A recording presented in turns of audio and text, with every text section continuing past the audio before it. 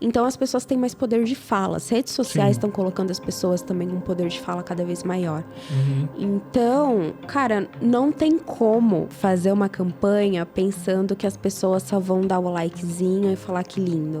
Então, eu entendi ali muito sobre o marketing, desde a parte de venda até a parte de produção de evento. Que aí, a parte de produção de evento, foi o que brilhou muito meus olhos. E só de ver o quanto essa galera é engajada com o evento e com as oportunidades que o evento pode oferecer, com as conexões, né, com as marcas e com os C-levels que estão ali em cima do palco e tudo mais, a galera realmente tá assim, vamos fazer acontecer, vamos vender ingresso. E isso é muito legal, que motiva a gente também, sabe?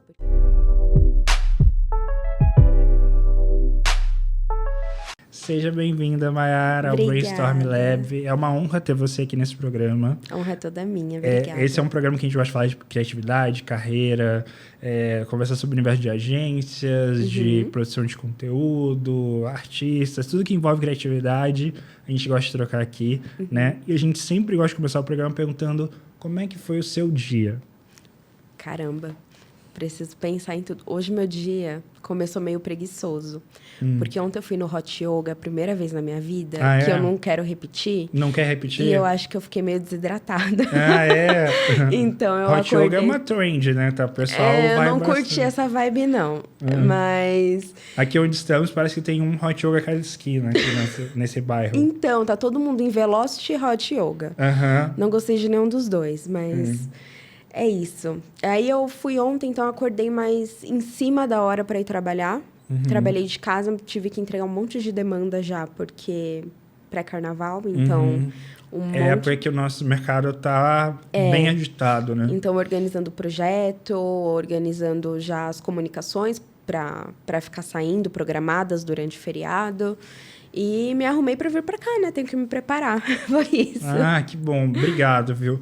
Obrigado por estar aqui com a gente. Eu acho que é muito legal a gente conversar com diversos profissionais. É um programa que eu aprendo muito. Eu tô vendo que nessa jornada, cada pessoa que senta aqui nessa cadeira, a gente vai aprendendo mais. E indo para o primeiro capítulo do nosso programa, a gente gosta de perguntar sobre a origem. Nosso capítulo 1, a origem. Me conte um pouquinho mais sobre essa origem. Você é daqui de São Paulo mesmo? Sim, sou daqui de São Paulo. Nascida e criada no Parque P, no Campo Limpo, na Coab do Parque P. Para quem não é de São Paulo, é Zona Sul? Zona Sul de São... Extremo Sul de São Paulo. Extremo Sul de São Paulo. Exato. Nossa, é meio complexo falar a origem, assim. Sou filha da Sheila Cristina, do Márcio Rogério. Eles me tiveram muito cedo. E, enfim, muitas coisas aconteceram. Então, fui criada pela minha mãe e pelos meus avós. Seus pais também eram de São Paulo ou eram imigrantes de outras? Sim, de São Paulo. A família do meu pai é família baiana. Então, minha avó, eu não a conheci, mas a minha avó tinha até um terreiro aqui em São Paulo, veio da Bahia, muito criancinha, com um irmão. Então, tenho bastante dessa ancestralidade baiana. E do lado da minha mãe, o pai dela, meu avô, também baiano. Então, é um outro lado da Bahia, um pouco mais indígena.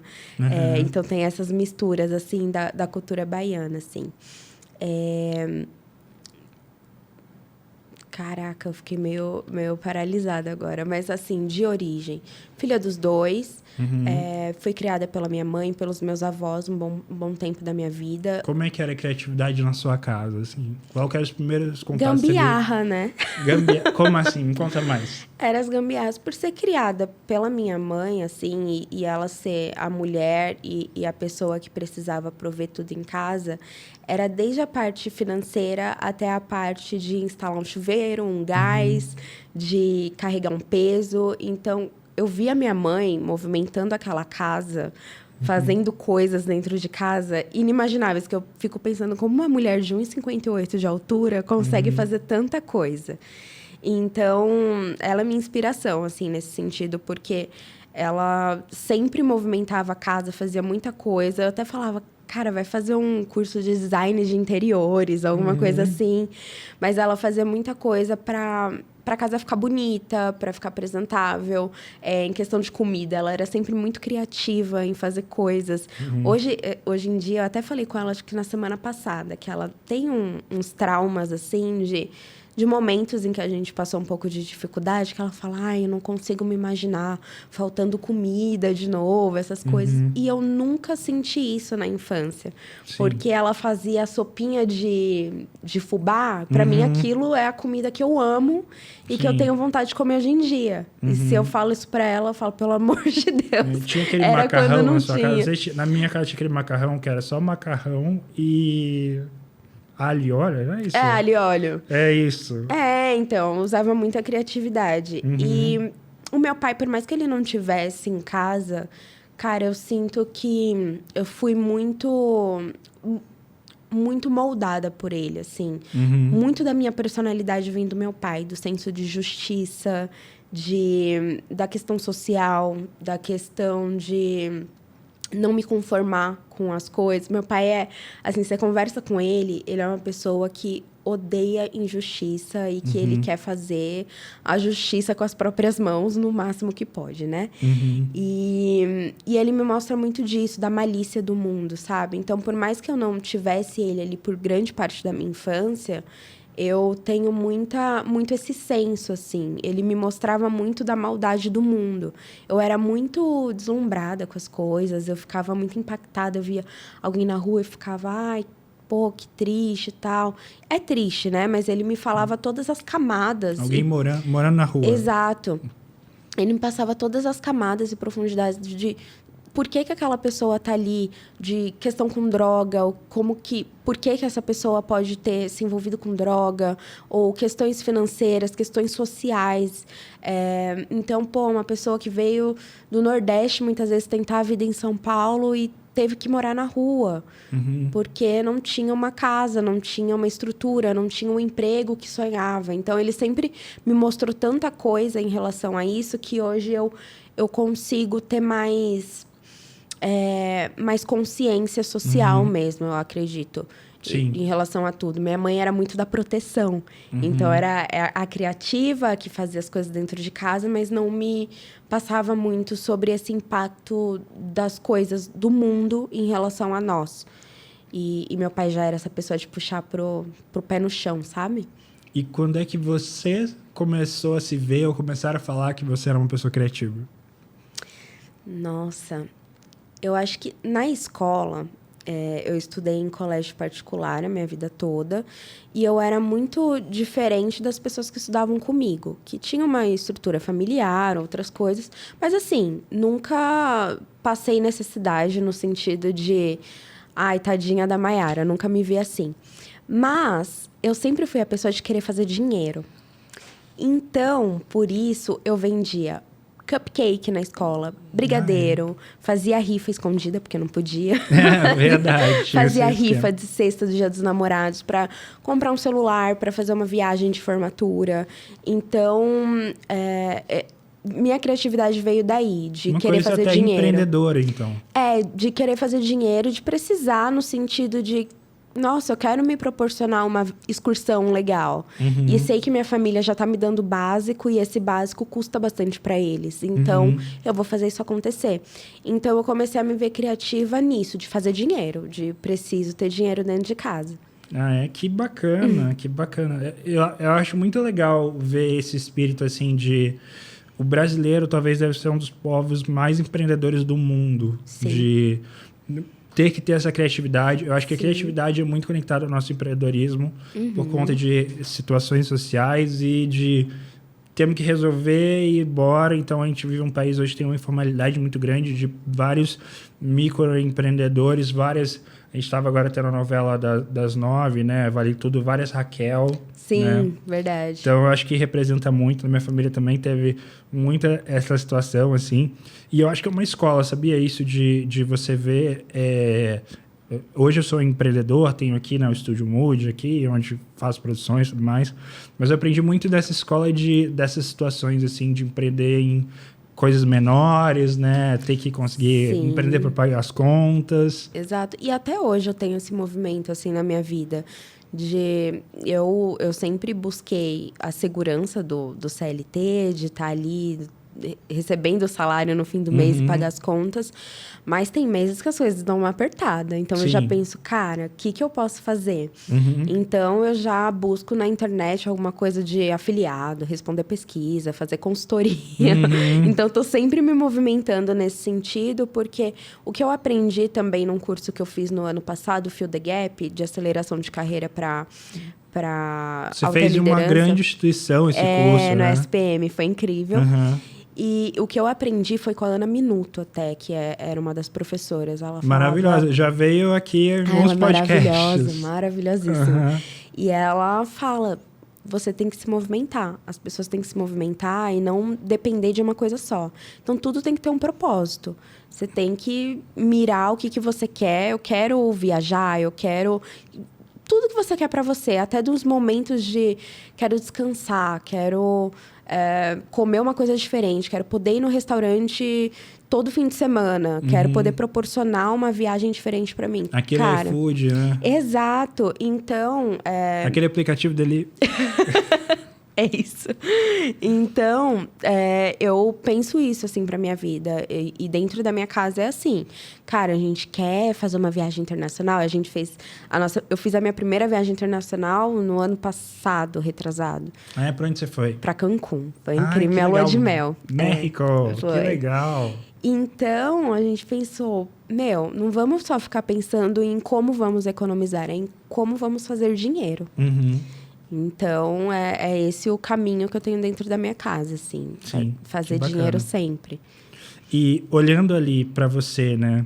Para Mayara no ensino médio, né? Com 14, 15, 16 anos. Como é que era a sua visão, assim, de trabalhar numa profissão envolvendo comunicação? Cara, eu comecei... Era tudo muito confuso em ensino médio, né? Tanto que você está se descobrindo como pessoa... Muito jovem. Não sabe se é criança, se é adulto. Aí a família cobra um pouco como adulto, um pouco como criança. Então, eu ficava muito, muito confusa em qual caminho seguir. Mas eu sempre tive essa veia mais artística, né? Então, fiz teatro por muito tempo. E falava, quero ser atriz. Mas a família puxava pro lado de você não vai ter dinheiro assim. Mas, como eu disse anteriormente, eu tive esse privilégio de estudar em colégio particular. Eu tinha uma estrutura legal de psicólogos, de simulados e tudo mais. E os professores e psicólogos falavam, você tem uma veia tanto para artística quanto também para o social. Para comunicação, você é muito comunicativa. Por mais que eu seja tímida, quando... eu converso muito bem, explico muito bem as coisas. Então, eu comecei a entender um pouco sobre as áreas da comunicação que seriam mais dentro do meu perfil. E foi aí que eu conheci relações públicas e foi, assim, realmente no 3º ano do ensino médio que eu falei, então vou para relações públicas, porque é algo que posso... e fazendo várias coisas. Antes a gente falava que era uma administração da comunicação, o que é péssimo, mas é uma gestão da comunicação, digamos, no sentido... E cada vez mais importante. Eu tenho a impressão que é um curso que, na época que eu comecei a fazer a faculdade, lá pelos 2014, 2013... Até hoje, eu tenho a impressão que é um curso cada vez mais importante para os novos tempos. Total, porque a gente tem a visão 360 mesmo da comunicação. Eu fiz na Embi Morumbi, desde o primeiro semestre, a gente tinha projetos com empresas para entregar, o que é muito legal. Então, a Embi Morumbi preparava a gente para o mercado. Então, no primeiro semestre, a gente entregou um projeto de terceiro setor para uma ONG e a gente realmente fez esse projeto dentro da ONG para eles aplicarem a comunicação interna dentro da empresa deles. Foi seu primeiro contato com o terceiro setor? Não digo primeiro contato, porque da parte pessoal eu já fazia questão de juntar os amigos para fazer doação de roupa. Sim, pela comunidade. Mas assim, questão mais administrativa, talvez, sim, ou criativa. Isso sim. Que legal. Foi. Porque depois a gente faz um gancho que eles estão na frente, então. É isso. E aí a gente ia passando por vários setores, vários tipos de empresa e várias áreas da comunicação. Então, começamos com comunicação interna, depois entendendo um pouco sobre assessoria de imprensa. Então, a gente fazia esse tipo de projeto e colocávamos realmente para rodar. Então, as empresas viam o impacto disso dentro do dia a dia delas. A gente fazia toda a parte de social também. Então, desde a parte de copy, criação. A gente teve aula de etiqueta para saber colocar a mesa ali dentro de um evento.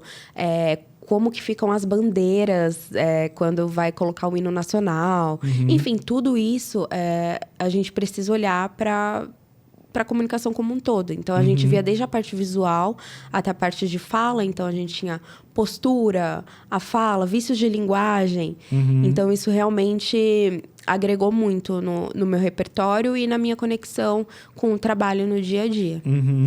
E quando você estava no universo universitário, você já teve ali uma proficiência para começar a trabalhar com isso e buscar oportunidades relacionadas a esse universo, né? Como é que foi as suas primeiras oportunidades dentro da comunicação? Eu tive que começar a trabalhar logo, porque eu tinha um FIES, um VR da minha mãe e um bilhete único. E o sonho. E um sonho, exatamente. Então, para imprimir trabalho, porque a faculdade não é só o curso, né, a mensalidade, é todo o custo. O tanto de xerox em volta de, que tem que fazer. E na época, então, era livro que tinha que comprar, que nem todos tinham na biblioteca. Essas impressões, tá em exposição, tá em evento, coisas que a faculdade cobrava da gente, as horas complementares, as benditas horas complementares. Sim. Então, eu tive que começar já no primeiro semestre, fui muito atrás, só que talvez pessoas da comunicação se identifiquem com isso que eu estou falando. Os primeiros estágios, ainda mais quando você tem zero experiência, eles falam, para você conversar com clientes e prospectar, fala super difícil para você virar call center.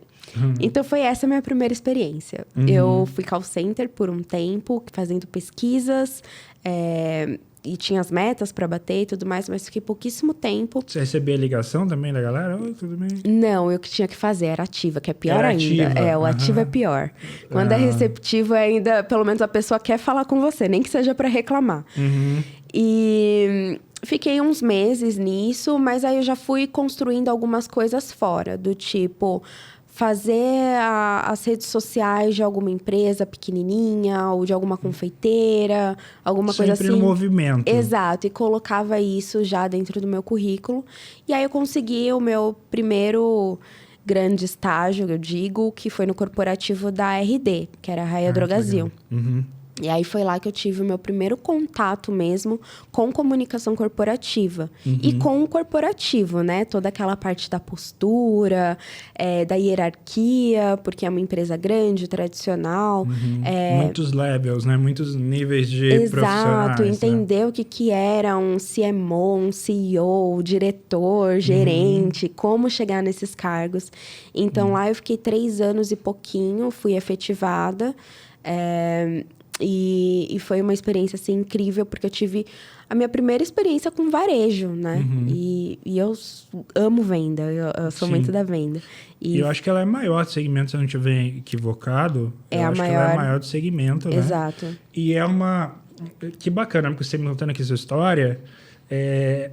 muitas pessoas... Você chegou numa empresa que é a história de sucesso de muitas pessoas. Que ela... tem uma empresa gigantesca, melhor de segmento, oportunidade de crescimento, sei lá o que e tal. Ficou um tempo, mas algo te tocou para você buscar outros mares? Sim, eu sou muito inquieta, eu sou geminiana. E eu fico entediada também muito fácil.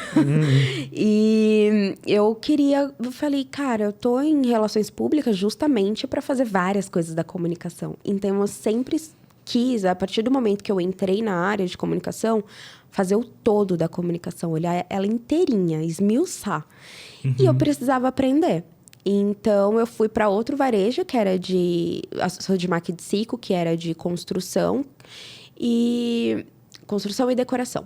E lá eu fui trabalhar com marketing mesmo. Que pra mim, naquele momento, o sonho era o marketing. Qual parte do marketing que você foi trabalhar? Tudo que envolve marketing de uma empresa. Tudo que envolve marketing dentro da empresa. Porque o marketing da Sodimac de Cico é interno. Não sei se até hoje, mas era interno. Tinha algumas agências para fazer os cases, que são esses cases de Cannes e tudo mais. Na época era W Macan. Muito craft. E aí lá eu cuidava de toda a parte de tabloide com comercial. Então eu fazia toda a parte de confecção, de guerrilha. Então onde que vai colocar esse tabloide? Quantos que tem que imprimir? Em quanto tempo tem que ser feito? É uma loucura para fazer tabloide. Às vezes você tem que virar madrugada. Porque vai lá a concorrente, coloca o piso vinílico por sei lá quanto. E você tem que correr para colocar mais barato. Assim como o comercial na Globo. Eu queria muito entender, antes de entrar lá, qual que era o valor de um comercial e quanto que converte, né? Por que investir nessa mídia? Entre outras mídias, como outdoor, como o próprio tabloide, como as mídias ali da Meta, Instagram, enfim. Aquelas reuniões que falam assim, gente, aqui ó, temos o Fantástico, temos o futebol e a novela. Exato. Então vai entrar tantas vezes nesse lugar, tal. Né? Exato. Era muito legal. E foi um momento também que muitas empresas estavam migrando para o digital, né? Então, a gente estava entendendo ali... Era eu e um gerente na época. E depois a gente contratou mais algumas outras pessoas. Mais 2 pessoas. Eu era analista. E aí, a gente tinha que entender como migrar para o digital de uma forma que continuasse convertendo dentro da empresa e que, como a Sodimac disse que é uma empresa, acho que chilena, se não me lembro, se não me engano é chilena, a gente já convenceu o board de lá. Além da gente convencer o board de lá que no Natal daqui não tem neve e que a campanha tinha que ser de verão no Natal, a gente tinha que convencer sobre o digital. Então, foi ali que eu tive meu primeiro contato com os YouTubers. Tava começando a viralizar aquelas construções, aquele faça você mesmo. Então, eu vou reformar o meu quarto. Vou pegar esse guarda-roupa e transformar num closet. Vou dizer aqui o nome, tipo a Madu Magalhães, essas coisas? Exato. Sim, acompanho até hoje, Madu Magalhães.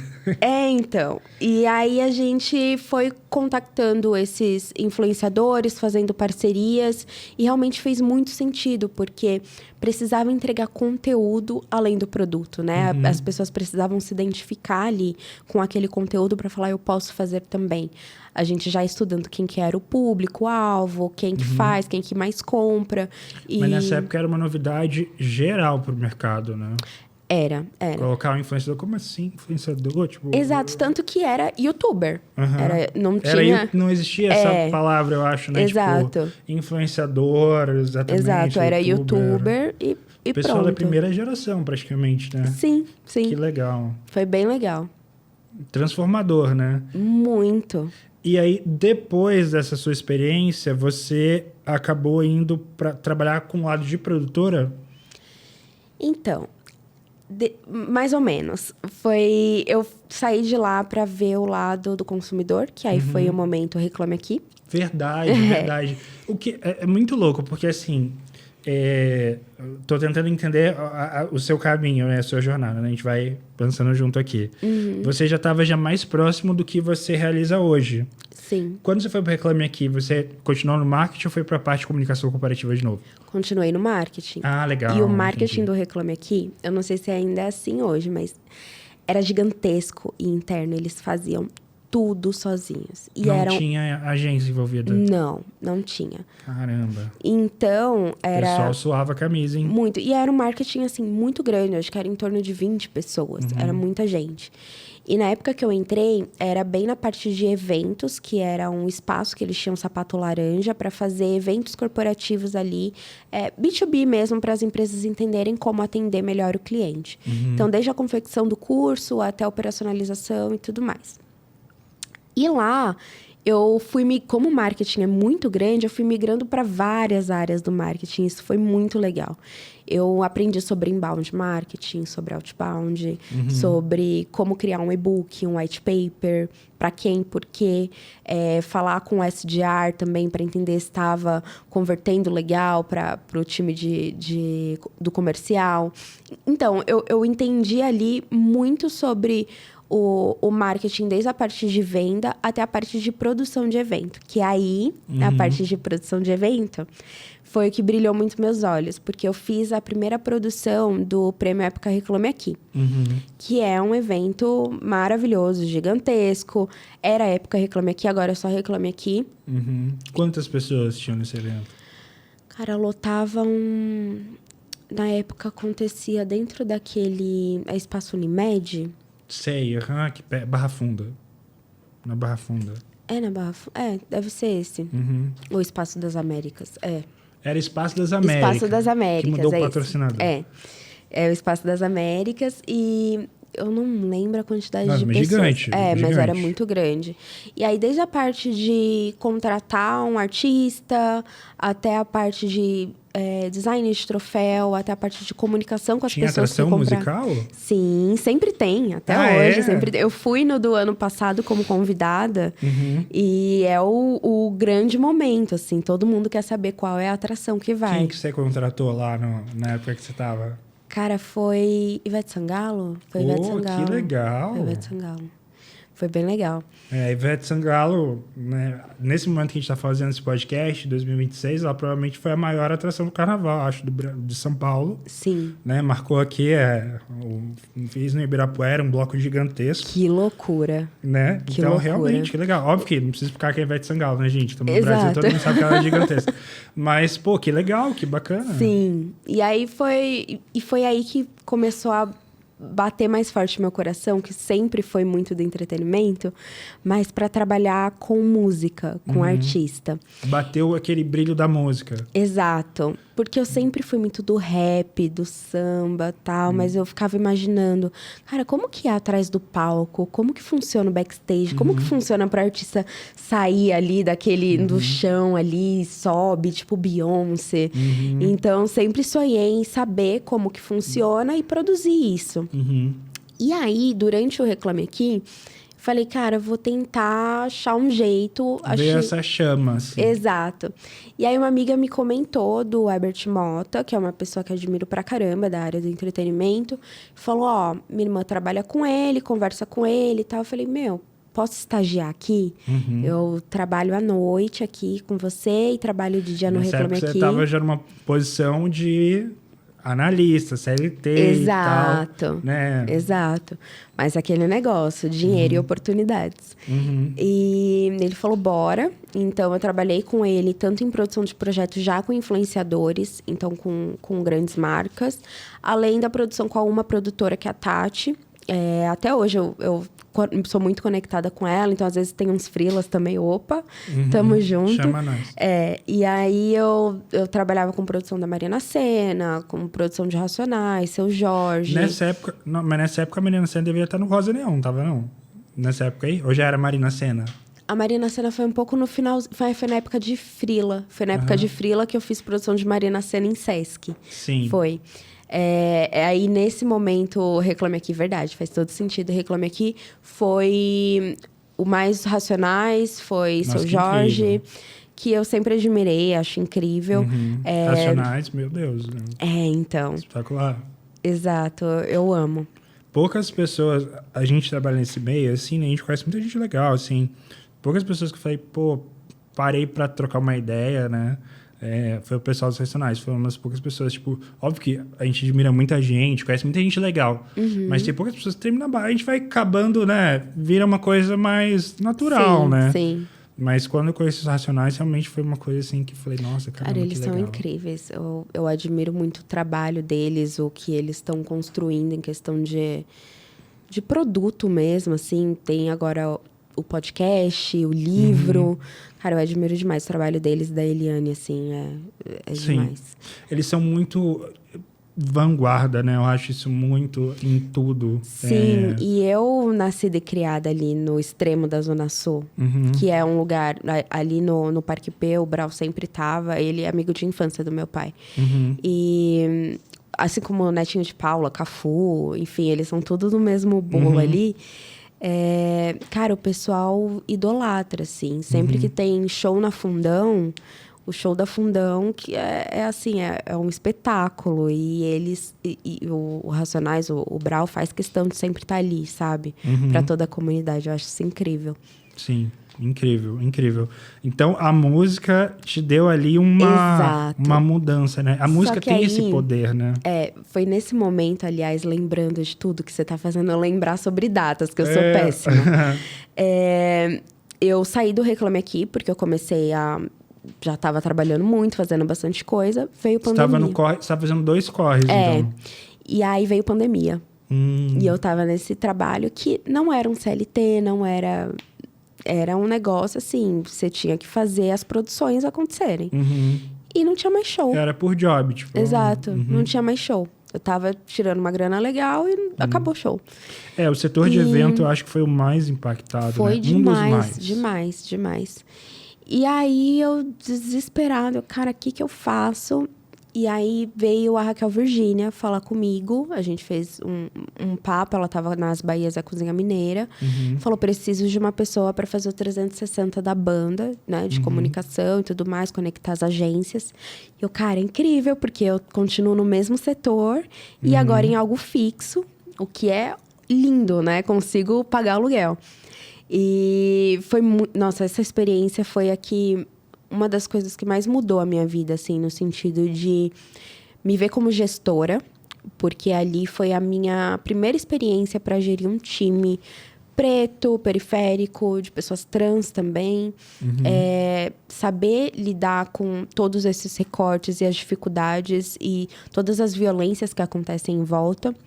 E também performar em questão de números, de entrega, dinheiro, né? Porque precisava disso para movimentar a empresa, precisava faturar. Então, eu comecei a ter acesso a tudo isso, além do 360 da comunicação.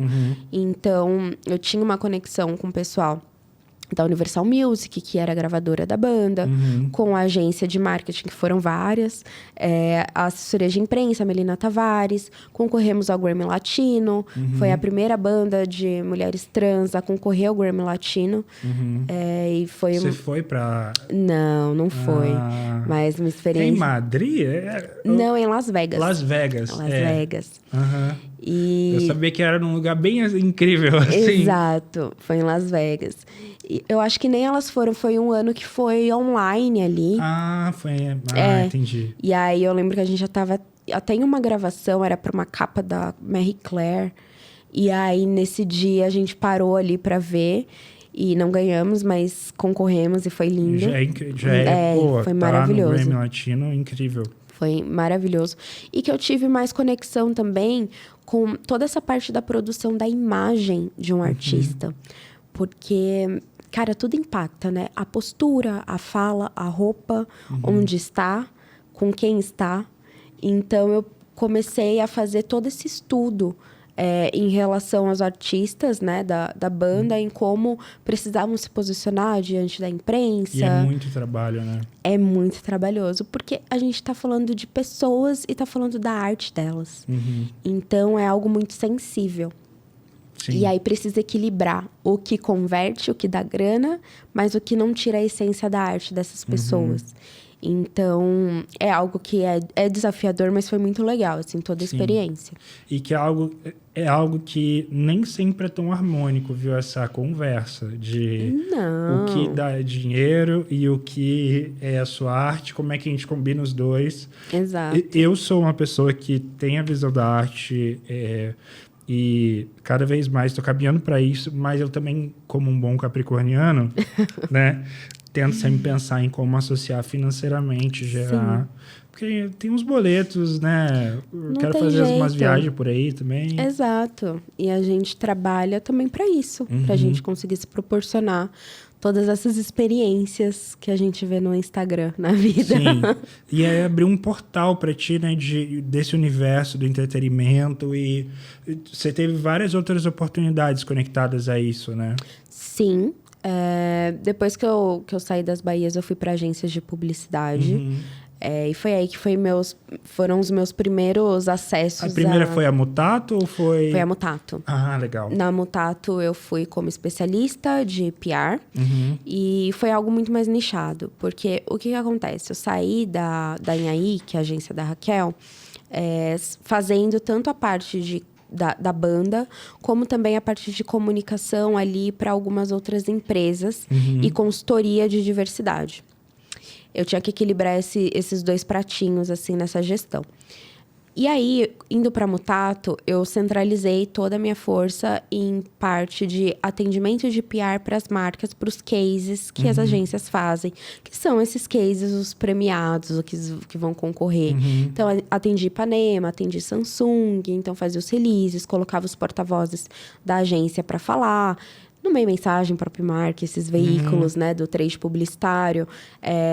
Também eu arrumava todo o argumento deles, né, como que eles vão falar. E também essa parte da marca se posicionar. Porque tem um equilíbrio ali entre agência e marca, né?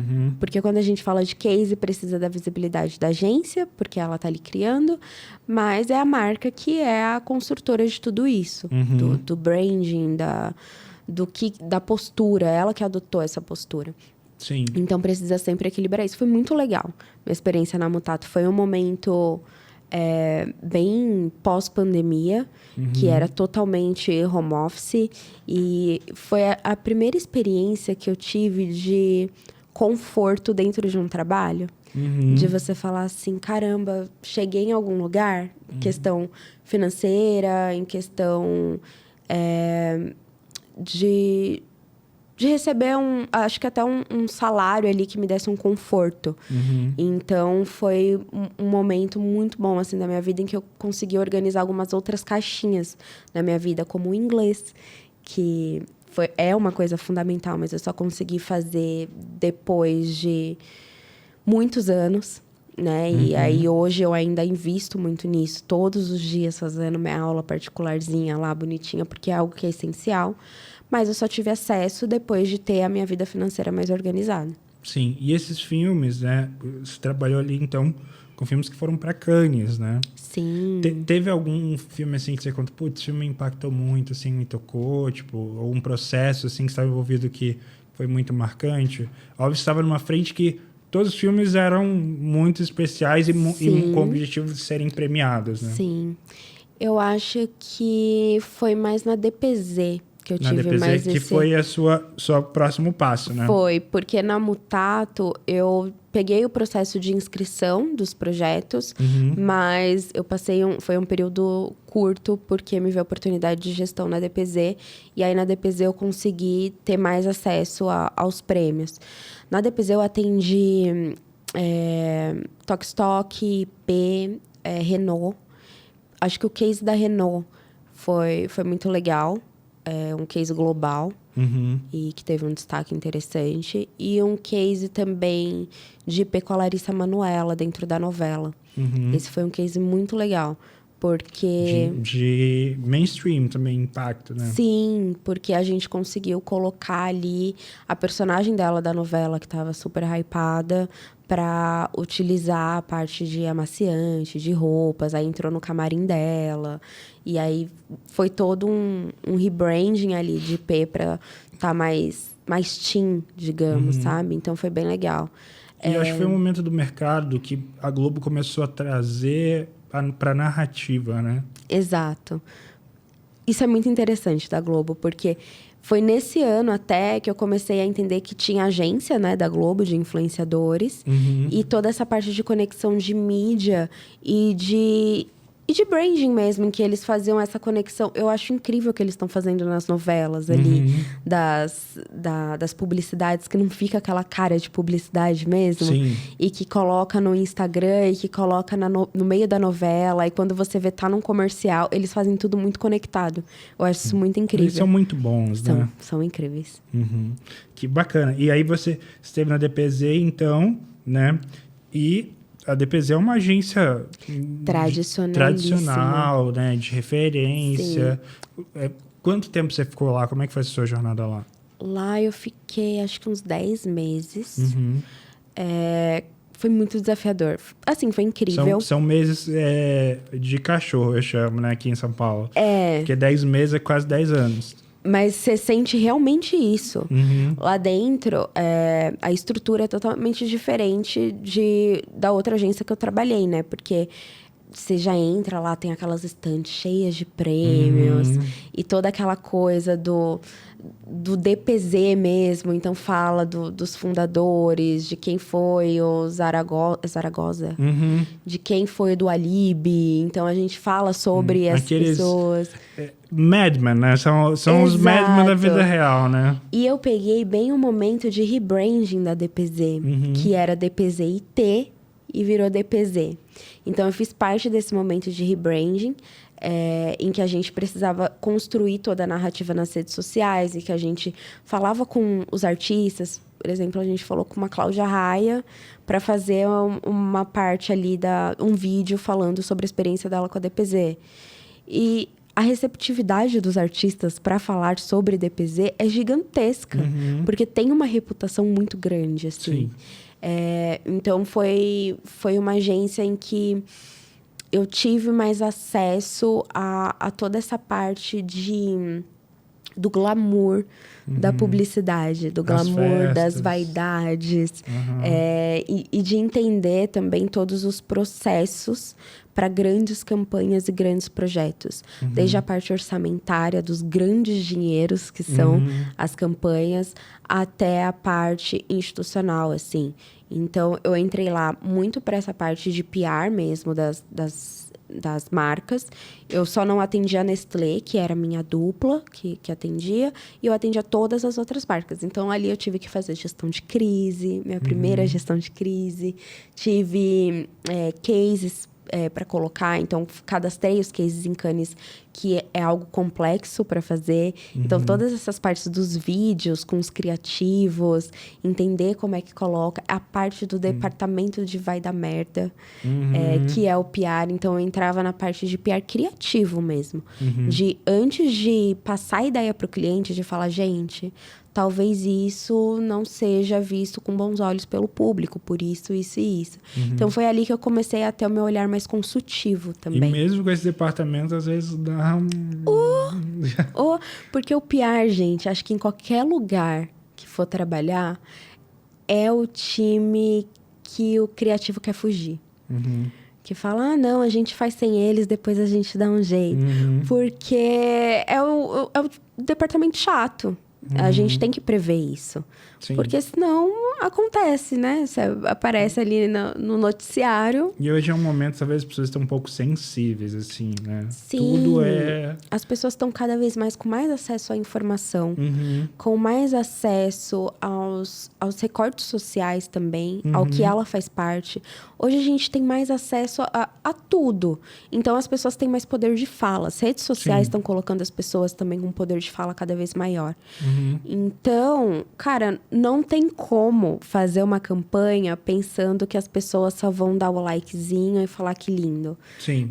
A gente vai impactar muita gente, ainda mais sendo uma campanha de grande marca e num veículo de massa, assim. Se a gente pensar em colocar numa Globo, se a gente pensar em colocar numa página dupla de uma grande revista, num outdoor, vai impactar muita gente. Sim. Teve uma campanha aí, que rolou início do ano aí, que me fez pensar sobre isso. Tipo, cara, como que as pessoas estão meio... Eu não sei o que está acontecendo, assim, tipo... Sim. Então, realmente, vejo como é importante. É muito. Para não acontecer coisas como isso, né? Eu fiquei pensando, onde é que estava esse departamento? Então, e muitas vezes não é passando pano pro departamento, mas não é culpa do departamento, porque é o último a ser avisado. E é o que é avisado no momento que já deu ruim. Já é, e pois tipo, socorro! Vamos fazer uma nota, como faz a nota, como a gente posiciona. Já estão queimando aí na rua o negócio aí, como é que faz? E aí? Né? Então, é algo que hoje eu sempre falo, em todo lugar que eu entro. Beleza, eu entro como PR, mas você vai me colocar desde o início do processo criativo. Porque eu posso apoiar desde uma ideia, porque de repente, o objetivo daquela campanha é atingir veículos de negócio, é atingir pessoas da geração Z. E eu sei que, ao receber a campanha, como que eu vou ofertar isso para um jornalista? O jornalista vai falar se o público vai ser atingido ou não. Então, é o momento criativo também que a gente precisa entrar, desde o início, sabe? E aí eu brigava muito isso nas agências. Hoje em dia é super tranquilo, porque não Nos tempos de hoje, eu acho que, para mim, cara, a reunião 1... Sim. Tem que estar. Porque não tem... Hoje tudo você tem um mundo muito 360, onde você tem que olhar para várias vertentes. E as empresas... eu estava pensando muito nisso sobre a questão da própria Coca-Cola, né? E eu acho que talvez a gente está vivendo um momento do mercado que o pêndulo mudou um pouco. Então, hoje as empresas estão querendo meio, tipo assim, não, calma, eu não quero me posicionar tanto, não quero levantar tantas bandeiras. Então, nesse lugar, e também no lugar de que quero levantar bandeiras, beleza, vamos entender como isso vai acontecer. Tipo, então, cada vez mais tem que estar na reunião 1. Não tem como. Sim, né? não tem como. Não tem como. E aí tem todo esse olhar de diversidade, principalmente, né? Da fala. Quando a gente fala sobre Brasil, a gente está falando de diversas culturas. Brasis, né? Exato. Então, a gente precisa olhar com repertório, assim, para cada região, cada fala, cada coisa de impacto. O que eu aprendi no Nós, até, que é a empresa que eu fui depois, é que tem lugar que favela não chama de favela, é a comunidade, aí no outro lugar é outra coisa. Então, assim, cada lugar tem a sua fala, a sua característica. Então, realmente, a gente precisa tomar muito cuidado quando fala de campanha e principalmente quando a gente fala de awareness, né? A gente está falando de um negócio de impactar muita gente. Impactar muita gente como? Eu acho isso tão importante porque eu sinto que aqui em São Paulo, às vezes, as pessoas acham que o Brasil é a Avenida Paulista.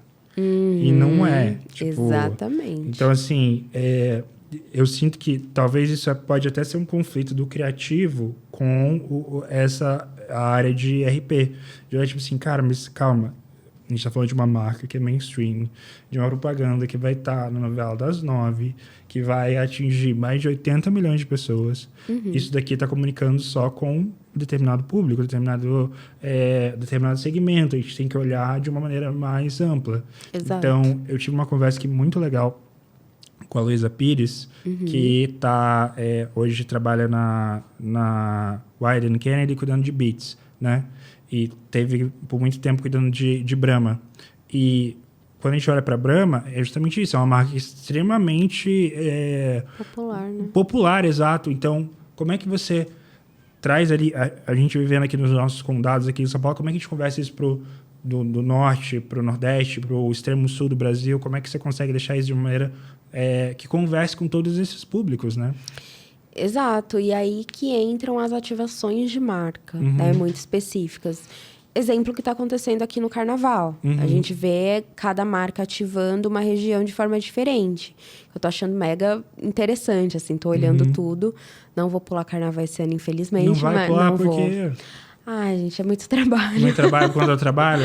Muito trabalho no trabalho e vamos trabalhar. Mas eu tenho olhado, assim, os pré-blocos, as ações em que conectam, tipo, Calvin Harris com o chão de avião, sabe? Então, isso conecta muito para São Paulo, que é muito plural e traz esse lance de várias culturas e várias pessoas aqui. Mas no Nordeste, de repente, eles pensam em levar um outro artista que conecta mais só com o Nordeste, só o Xande. De repente, não faz sentido levar um Calvin Harris para o Nordeste. Então... eu tenho visto que as marcas têm olhado para isso e para como elas vão fazer as ativações dentro de eventos que já existem. Então, cara, tem o São João de Parintins, que é gigantesco. As marcas que já são fortes lá, ou que querem uma entrada lá, como que elas entram? E isso também foi algo que eu estudei e aprendi muito no Nós. Porque é uma empresa de outdoor, né? Outdoor social no Brasil inteiro. Sim. E faz toda a parte de projetos especiais também. Então, eu olhava o pessoal de projetos fazendo e estudando os públicos e tudo mais. E entrava também em algumas partes. E a gente pensava muito em como impactar aquele público de forma efetiva. Nós tinha uma conexão da publicidade, da criação, com a visão social. Foi essa junção. Exato, é mídia com impacto social. Então... Como é que chegou a visão? Você estava ali, né, DPZ, e depois foi como head, né? Como é que surgiu essa oportunidade para você? Eu recebi o convite e eu sempre fui muito focada no social. Dentro das empresas que eu estava, eu sempre pontuei muito isso e o como que a gente poderia desenvolver projetos focados no social também. Tanto que eu sempre participei dos grupos de afinidade, toda a parte de projetos relacionados à racialidade e tudo mais. E aí, quando me veio, brilhou o olho. Falei, cara, é uma DPZ, é gigantesco, mas... impacto social é algo que eu preciso aprofundar melhor. E que já tinha essa vontade, né? Sim, sempre tive. Já tive uma vontade de trabalhar em ONG, mas é muito complexo. E trabalhar numa empresa que não é terceiro setor, mas que faz impacto social, é muito legal. Que é o que eu preciso para mim, assim, preciso fazer dinheiro, mas quero fazer isso impactando a vida das pessoas. E foi aí que eu me conectei com a Emília Rabelo, que é a fundadora. E ela que trouxe, que criou o outdoor social mesmo, o produto outdoor social dentro das favelas. E aprendi muito com ela e com todo o time ali em como fazer uma mídia que não seja só uma placa sem sentido nenhum, mas que realmente impacte, que a pessoa entenda. Então, tem muitos cases ali que eu vi no dia a dia e que a gente filmou mesmo com a população, ali, tipo, na Rocinha, aqui no Paraisópolis, Heliópolis, das pessoas falando, cara, depois que eu coloquei esse grafite de Guaraná, porque eles fazem street art também, esse grafite de Guaraná no meu bar, cara... O pessoal vem aqui o tempo todo, virou o point, porque o pessoal quer tirar foto no grafite. Porque a gente está reforçando uma cultura que já é da favela, que é o grafite, que é a pintura de rua na Copa, que é o outdoor ali, a plaquinha, e gerando renda para eles, porque quem cedeu o muro ganha a grana, quem aplica também a arte ganha a grana, e é pessoa da própria comunidade ou de comunidades ao redor. E... enfim, está gerando a economia de uma forma que fortalece a cultura deles, né? E a cultura deles é a cultura Brasil, né? E uma coisa que eu aprendi muito, sempre que falam de favela, é a miséria, a pobreza, mas, na verdade, a gente está falando de uma grande classe C, de pessoas que têm um poder aquisitivo muito grande, que movimenta grande parte da economia no Brasil, mas que muitas vezes não tem acesso à indústria de forma direta, não tem acesso a oportunidades de forma direta. Então, algumas pesquisas até que a gente desenvolveu lá enquanto eu estava, era com empreendedores. De onde você compra os seus insumos? No atacarejo. Por quê? Porque não tem acesso à indústria, porque não tem acesso a crédito, porque não tem formalização do seu negócio e não tem acesso a como fazer isso. Então, foi ali que me veio muito esse lance de como estruturar cada vez mais a economia dentro da favela. Tanto que eu saí de lá, enfim, felicíssima com tudo que a gente construiu e com o que eles estão construindo, que eu estou vendo até agora muita coisa legal sendo feita, e conseguindo levar mais repertório para outros ambientes em que eu consigo ter mais acesso a pessoas que vão assinar o cheque. E aí, essas pessoas que vão assinar o cheque, eu falo, cara, e o impacto social disso que você está fazendo? Por que você está fazendo isso? Qual o sentido dessa campanha? Qual o sentido desse projeto? Qual o sentido desse patrocínio? Que é o que eu estou conseguindo levar para o Influent Summit agora. Sim. Nesse momento que a gente está gravando esse programa, você está no Influent Summit como head de comunicação e estratégia. Estratégia, exatamente. E a gente, estamos gravando isso em 2026, falando, né? Acredito que esse podcast pode ser ouvido daqui 10, 20, 30 anos. Exato. Né? Mas me conta, qual que é a sua visão para esse novo Influent Summit de 2026? Cara, do que você puder contar, né? Não, eu posso contar muita coisa. Depois meu chefe não vai brigar, não. Grandiosidade, assim, a 4ª edição do Influent Summit. Eu fui na edição passada, conheci um pouco e vi já essa veia da diversidade, do impacto social do Juliano, que é o fundador. E quando ele me chamou, ele falou, Mai, eu quero que isso seja a veia do negócio. Não quero que a diversidade seja o papo da diversidade. Eu quero que seja a mesa de número de negócios. Quero que vocês todos falem sobre criatividade, sobre projetos, sobre cases. Entrar como uma coluna vertebral do Exato. business. Não entrar como a área... Exato. Momento da diversidade. Vamos lá, galera. Momento da diversidade... Isso que é muito chato, fica naquele jabá, naquela coisa do... Ai, como que você sofre tanto sendo uma mulher negra e ainda faz dinheiro? Cara, porque eu tenho que viver, tipo isso. Então... E os convidados ficam cada vez mais cansados disso dentro de painéis em que podem estar falando sobre como que eles produzem projetos tão incríveis com o repertório que eles têm, né? Então, a gente construiu toda uma parte de conteúdo, já todo o conteúdo do Influent Summit já está pronto. Toda a parte de curadoria a gente está fechando. A gente fez uma parceria com a Mind, que é uma referência incrível nessa parte de diversidade e inclusão. Então, a gente está conversando com eles, colocando pessoas que realmente façam sentido dentro de cada painel. A diversidade está em cada um dos painéis. A gente está trazendo toda essa parte de ESG de um lado mais econômico da coisa, de como que isso impacta, de fato, que a gente tem visto cada vez mais as pessoas falando de ESG, mas o que é o ESG, de fato, né?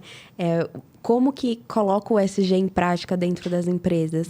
Então...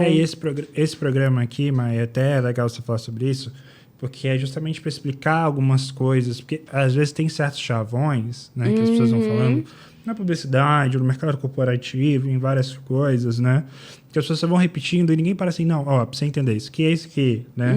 Então, isso da diversidade que a gente está explicando aqui, do ESG, tipo, para trazer a clareza, porque eu acho que às vezes as pessoas até ficam assim, tá, não sei, mas o pessoal tá falando aqui, então vamos indo, né? Tipo Sim, isso.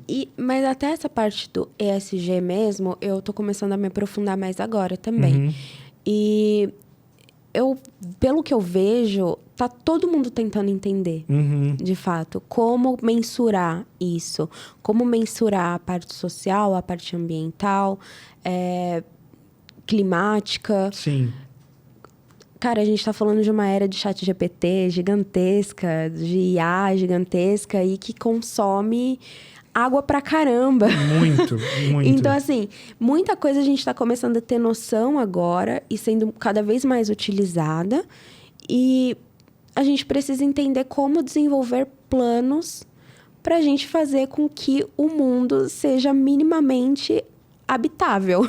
Com certeza. Então, quando a gente fala de ESG, é muito nisso, nessa questão de achar o equilíbrio, de achar os pontos e os números baterem na parte social, ambiental e climática. Com certeza. Eu acho que é muito nisso. E para uma coisa também, eu acho que é legal a gente trazer isso para a vida das pessoas, né? Sim. Porque, às vezes, isso do ESG, que eu vejo, né, trazendo meus 2 centavos, às vezes fica uma coisa muito do relatório, assim, sabe? Tipo, sabe aquele relatório? Bem que vem no final do ano, o ESG, sei lá o quê.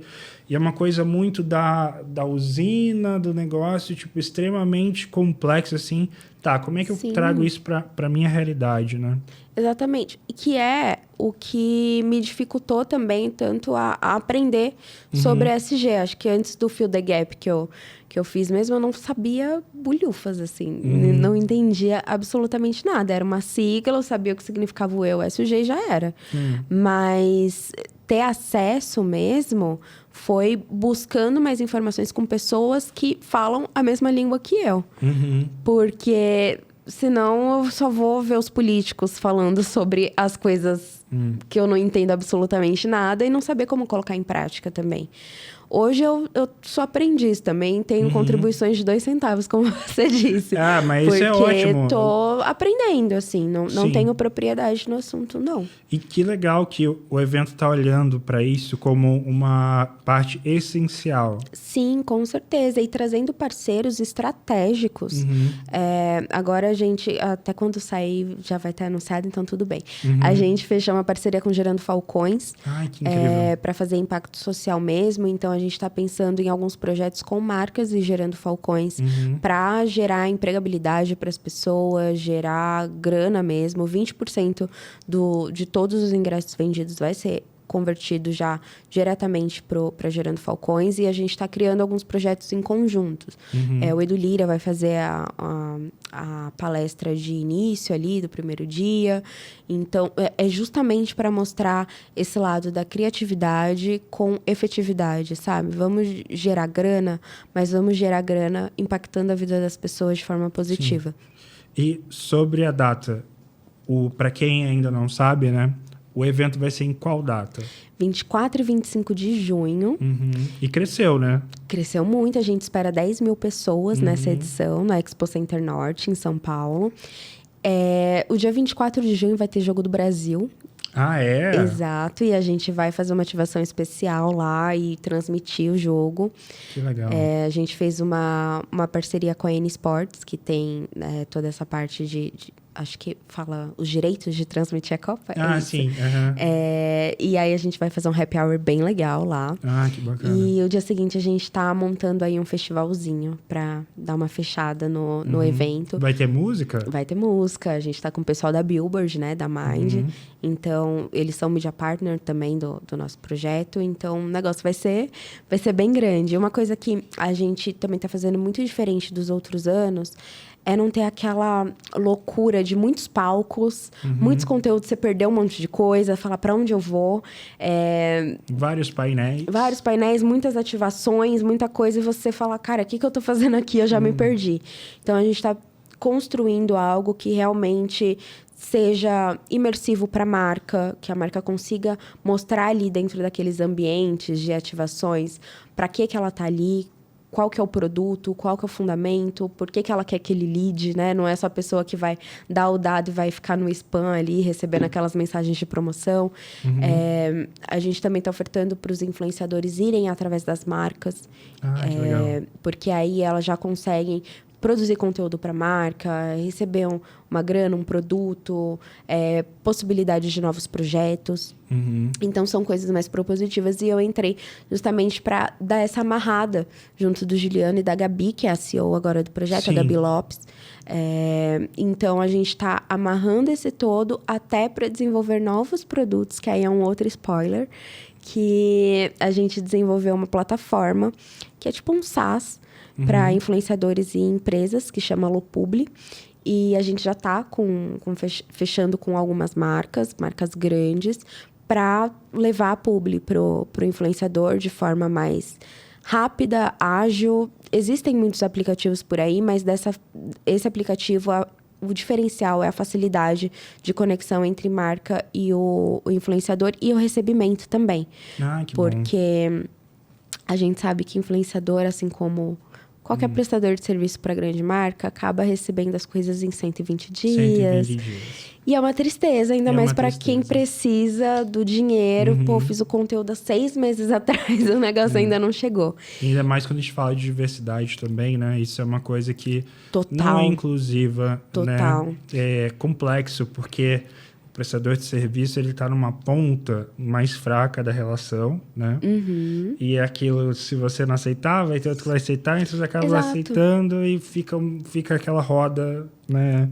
Que não muda, né? Que legal isso, eu acho isso tão importante, de verdade. Eu, como produtora, falo nesse lugar também, né? Mas vários influenciadores, qualquer prestador de serviço para um grande conglomerado, um grande CNPJ, vive essa realidade. Sim, por isso mesmo a gente se conectou com uma operadora de... Eu sou péssima com palavras, tá? Mas é de questão de finanças para a gente conseguir pagar... Sistemas financeiros. Isso, para a gente conseguir pagar o influenciador de forma mais rápida.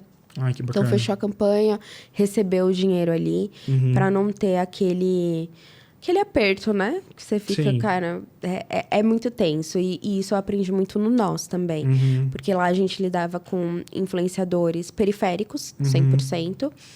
E, cara, a pessoa não tinha nem a ferramenta ali para gravar direito. Muitas vezes a gente precisava estar ali, apoiar, gravar, ajudar no roteiro, porque são pessoas que não recebem tanta oportunidade de marca, então muitas vezes eram as primeiras oportunidades e na hora de receber era 120 dias. Então a gente fazia um jeito de pagar antes o influenciador, pagar antes o fotógrafo, a pessoa que estava ali na ponta e que a gente sabe que está ali com a ferramenta na mão.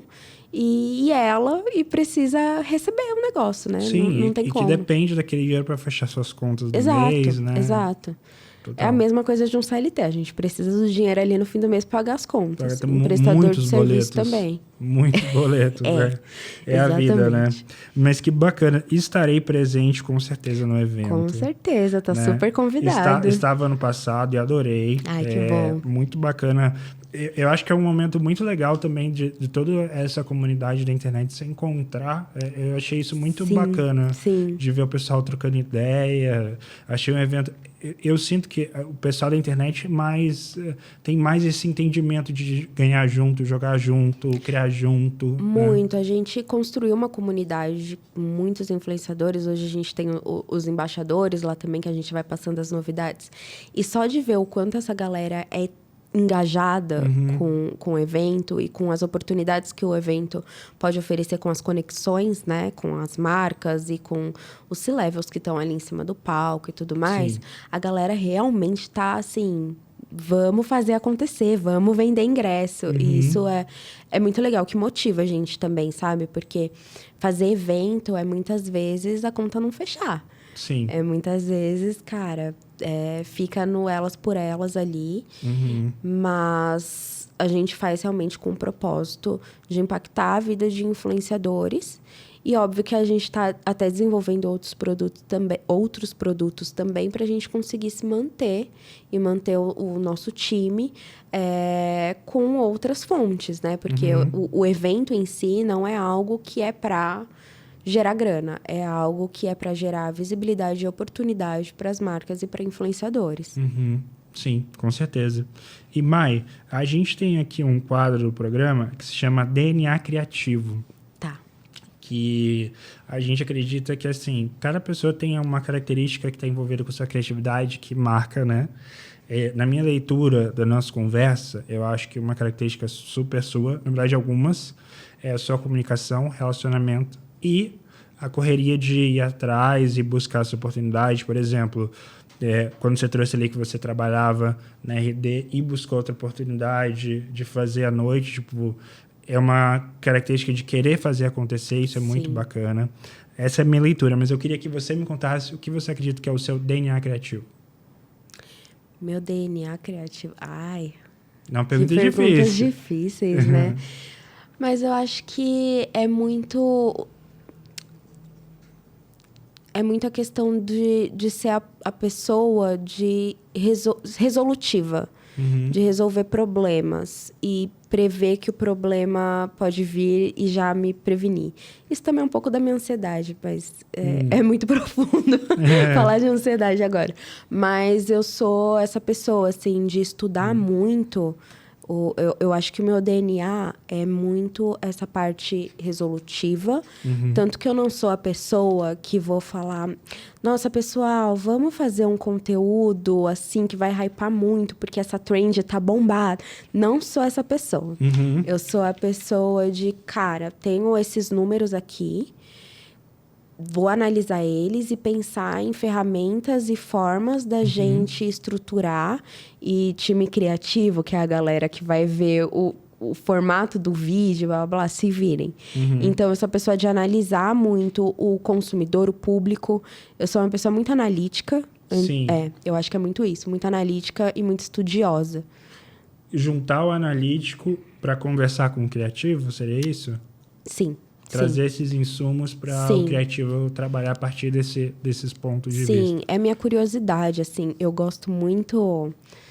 Eu leio um livro por mês, assim, né? E aí, os livros que eu leio não tem absolutamente nada a ver com a área criativa. O último que eu li é A Justiça a uma Mulher Negra, que fala sobre a parte jurídica mesmo, as primeiras advogadas, as primeiras leis e tudo mais. E isso me dá alguns insights sobre resoluções contratuais com os nossos fornecedores, resoluções contratuais com os nossos patrocinadores. Que aí, às vezes, me dá um insight e eu falo, nossa, isso seria interessante da gente pensar em colocar num contrato. Então, eu acho que o meu lado é muito de agregar com outras coisas, além da parte de comunicação, mas outros olhares que ajudam também a contemplar a parte comunicacional, sabe? Então, eu acho que... Agora, se me falar sobre parte visual, o Juliano fica doido disso comigo, porque... Ele é designer, né, também. Então, toda a parte visual do evento e tal, ele é super criterioso. Pra mim, me manda um post... Dá uma olhada nesse KV aqui que eu vou te mandar. Nossa! Eu olho e falo, ai, que lindo! Tá lindo! Tá ali a comunicação do jeito que eu falo. Tá lindo, é isso. E ele, não, tá horrível. Não, não, não, não, não. E aí, ele vai e mexe de novo. Porque, pra mim, o que eu olho é a comunicação, é o modelo ali, putz, no feed vai converter mais um Reels do que um estático, um carrossel do que um estático. Então, a gente precisa fazer tantos Reels, tantos carrosséis, tantos isso aqui. Na imprensa, a gente precisa colocar isso no título, porque vai chamar mais atenção de um veículo como um valor econômico. Então, vamos colocar um número que a gente precisa chegar, ou um número de investimento. Então, sou essa pessoa de analisar tenho esses olhares para a comunicação funcionar.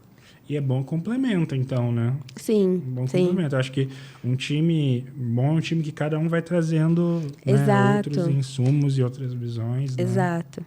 E assim, a gente tem uma pergunta aqui que a gente faz sempre no final do nosso programa, que é sobre o legado, né? A gente quer que toda pessoa que está no universo criativo, ela tem uma vontade de deixar algo para o mundo, de ser reconhecida com uma determinada maneira, uma determinada ação. Você, olhando para o seu futuro, né? O que você gostaria de ser reconhecida como uma profissional criativa, assim? Nossa, profundo de novo. Cara, eu acho que o que já está acontecendo na minha vida, já consigo ver um reconhecimento que eu fico muito feliz. Eu acho que já é um legado, porque muitas pessoas... falam comigo e querem saber um pouco da receita da minha carreira para aplicar na carreira delas, principalmente mulheres pretas, e eu acho isso sensacional.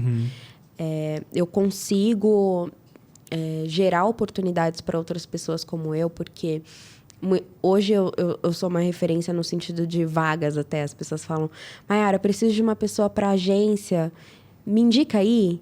E aí eu já penso, putz, essa menina tá começando agora, ela é incrível, ela é designer e, pô, ela vai crescer. Então, Você realiza também mentorias, exato, né? faço essas mentorias. Então, eu gosto muito de olhar para a nova geração, por mais que eu ainda seja nova, mas assim, para as pessoas que estão entrando no mercado agora e conseguir gerar oportunidades para elas a partir do meu trabalho. Então, eu acho que o meu legado é conseguir pulverizar as oportunidades para mais pessoas como eu, para mais pessoas periféricas. Porque, como a gente falou no início da conversa, quando eu estava lá na Coab do Parque P, eu não tinha ideia de que eu estaria aqui hoje, falando com você, por exemplo. Não tinha ideia de qual seria a minha carreira e de coisas que eu poderia construir. E eu vejo, quando eu vou lá para esse bairro e eu faço alguns projetos voluntários também, vejo minha família e tudo mais, eu vejo que muitas meninas não têm essa visão, assim como os caras também, né? A galera periférica não tem. Como se fosse um muro, né? Exato, não tem essa noção de tudo que tem de oportunidade. Então, eu tento cada vez mais puxar essas pessoas para que elas tenham essas oportunidades. Do tipo, você não vai ter o dinheiro na mão. É difícil ter o dinheiro na mão. Mas financia a faculdade, você vai ter um jeito de pagar, você vai conseguir. Você pode ficar devendo a caixa um pouquinho, mas depois você vai resolver. Assim como eu vejo com as pessoas que eu me conecto hoje, que são C-levels, assim, cara, o tanto de gente endividada aí, vivendo super bem, é que quem é periférico é o bom pagador, né? É a galera que, pô, não posso sujar meu nome, tenho que estar bonitinho, não posso fazer dívida. Então, muitas vezes, fica ali dentro daquela caixinha. E eu tento colocar uma outra visão na cabeça dessas pessoas para que elas tenham oportunidades. Eu acho que é esse o legado, assim, conseguir pulverizar oportunidades e ver que outras pessoas dessas raízes periféricas, nordestinas, tenham também oportunidade de estarem onde eu estou e em lugares muito maiores e melhores. Eu falo isso para as minhas irmãs. Eu tenho 3 irmãs, por parte de pai. Uma tem 18, a outra acho que tem 15, a outra tem 12. A que tem 18 está na faculdade agora. Que legal. E eu falo para elas assim, cara, o chão que eu piso, que eu tô tentando fazer, construir, tem que ser o teto de vocês, sabe? Vocês têm que chegar mais longe do que eu, assim, tem que ser um negócio gigantesco. Porque hoje vocês estão conseguindo ver outras referências também. E elas também, periféricas, vivem na periferia até hoje.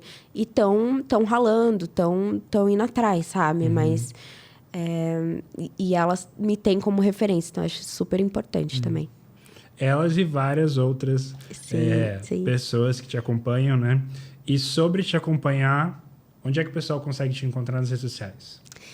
Instagram, @MaiaraMarley. Tô tentando ser uma pessoa mais ativa nas redes sociais, gente. Eu vi o vídeo da Ivete, viu? Ah, tá bom, perfeito. Esses do Influente Co, que é a nossa plataforma de conteúdo, eu tô colocando algumas notícias da semana, que tá sendo bem legal. Legal. Mas o meu mesmo, eu tô me treinando um pouquinho mais pra mostrar um pouco do meu dia a dia. Eu acho isso importante. Pra mostrar os bastidores também, algumas dicas e aprender mais com as pessoas também. E o LinkedIn também é Maiara Marley. Todos é Maiara Marley. @Maiara Marley você me encontra. Excelente, excelente. Muito obrigado por participar do programa. Eu que agradeço. Foi uma honra ter você aqui nesse nosso honra é programa. minha, eu tô feliz demais. Um papo muito, muito bacana e muito... que trouxe muito conhecimento, assim, para todo mundo que tá ouvindo a gente. Que bom, tomara. E para você que tá ouvindo a gente aqui, eu peço para você deixar o seu like, compartilhar para outras pessoas esse papo super rico, né? Me segue no Instagram, @IgorAçafrão, e a gente se vê no próximo episódio. Até mais. Tchau, tchau.